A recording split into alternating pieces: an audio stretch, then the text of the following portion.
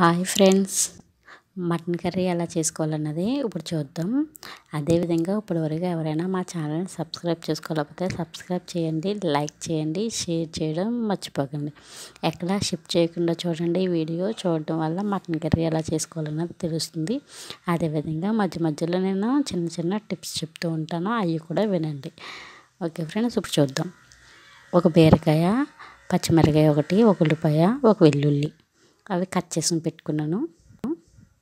అలాగే 200 మటన్. కళాయి పెట్టండి. కళాయి పెట్టి దాంట్లో 5 టేబుల్ స్పూన్ల ఆయిల్ వేసుకుని అది కొద్దిగా మరిగిన తర్వాత వెల్లుల్లి వేసి కొద్దిగా వేగనీయాలి. వెల్లుల్లి కొంచెం వేగిన తర్వాత వెల్లుల్లి ముందు వేపుకోవాలి ఫ్రెండ్స్, వేపుకుంటే బాగుంటుంది.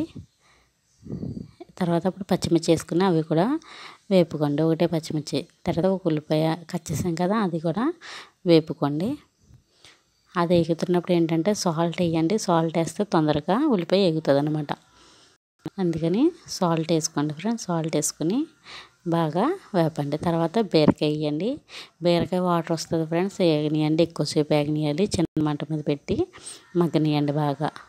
బాగా వేగిన తర్వాత మనం మటన్ కూడా దీంట్లో వేసేసుకుందాం. నేను ఫ్రై తీసుకున్నాను ఫ్రెండ్స్, మీరు మామూలు మటన్ తీసుకున్నా పర్వాలేదు. నేను కైమా కొట్టింది తీసుకొచ్చారు, అది అనమాట. అది కూడా బాగా వాటర్ వస్తుంది, అది బాగా వేగాలి. చూడండి ఎలా వస్తుందో. వాటర్ ఎక్కువగా ఉంటుంది. వాటర్ మొత్తం వేగినంత వరకు సిమ్లో పెట్టుకుని మగ్గనియండి. తర్వాత కొద్దిగా చిటికెడు సాల్ట్ వేయండి. సాల్ట్ వేసి 1 నిమిషం పాటు తిప్పి అటు ఇటుని మళ్ళీ కొద్దిగా మగ్గనిచ్చిన తర్వాత ఇప్పుడు అల్లం, వెల్లుల్లి, జీలకర్ర, గసగసాలు పేస్ట్ చేసుకుని పెట్టుకోండి. ఆ పేస్ట్ 2 టేబుల్ స్పూన్లు వేయండి. వేసి అది కూడా 2 నిమిషాల పాటు మగ్గనియండి. మగ్గిన తర్వాత ఇప్పుడు కారం వేయండి. 2 టేబుల్ స్పూన్లు కారం కూడా వేసిన తర్వాత 1 నిమిషం పాటు మగ్గనియండి. 1 నిమిషం మగ్గాలి.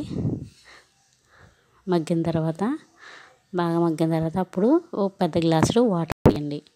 పెద్ద గ్లాసులు వేయండి ఫ్రెండ్స్. మటన్ ముందుగా ఉడకబెట్టుకోలేదు కాబట్టి పెద్ద గ్లాసులు మటన్ వాటర్ వేసుకోవాలి. వాటర్ వేసుకుంటే మటన్ బాగా ఉడుకుతుంది అనమాట. లేకుంటే కనుక నీసు వాసన వస్తుంది, అంత బాగోదు.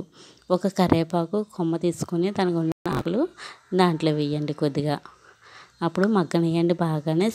చిన్న మంట పెట్టుకొని సిమ్లో పెట్టుకుని అనేది మూత పెట్టండి. మూత పెట్టి మగ్గనియండి. మధ్య మధ్యలో గట్టిగా తిప్పుతూ ఉండండి ఫ్రెండ్స్, అప్పుడే బాగుంటుంది కర్రీ. చాలా టేస్టీగా ఉంటుంది. ఒకసారి చూడండి ఎలా మగ్గుతుందో. ఇలా బాగా మగ్గనివ్వండి. బాగా ఉడికిపోయిన తర్వాత ఇలా ఆయిల్ పైకి వచ్చినంత వరకు మగ్గాలి ఫ్రెండ్స్. మనం ఎంత వేసుకున్నామో ఆయిల్ మొత్తం ఇలా పైకి వస్తుంది అనమాట. అలా పైకి వచ్చినంత వరకు మగ్గనిచ్చి మధ్య మధ్యలో కలుపుతూ ఉండండి. ఓకే ఫ్రెండ్స్, మటన్ కర్రీ తయారైపోయింది. ఇప్పుడు మనం బౌల్లోకి తీసుకుందాం. చూడండి బౌల్లో తీసాను. కొత్తిమీర వేసి పైన గార్నిష్ చేసుకోండి. కొత్తిమీర.